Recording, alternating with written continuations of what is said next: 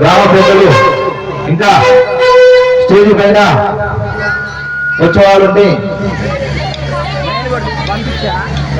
మరి ఇప్పుడు గ్రామ పెద్దలు వేముల వినోదరెడ్డి గారు ఒక 4 గంటలు మాట్లాడతారు.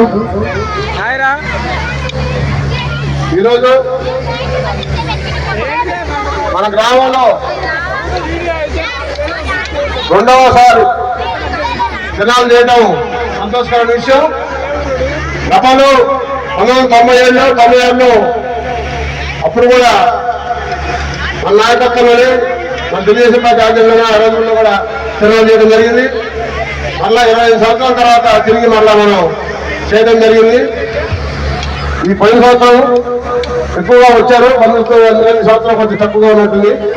ఇంత ఉంటుంది ప్రతి సంవత్సరం వేస్తే అందరూ కూడా అవకాశాలు పిల్లలందరూ కూడా పోరాటం మీద ఉన్న శ్రద్ధని దృష్టిలో పెట్టుకుని మీరందరూ కూడా బరాయించి చేత కాకపోయినా సరే కమిటీ కింద అందరూ డబ్బులు కూడా బరాయించి మీ అందరికీ సహకారం పిల్లలందరూ కూడా ముందు మంచి భవిష్యత్తు అందరూ మంచి చదువుకుని అందరూ ఉద్యోగం సంపాదించాలని కోరుకుంటూ నాకు అవకాశం ధన్యవాదాలు.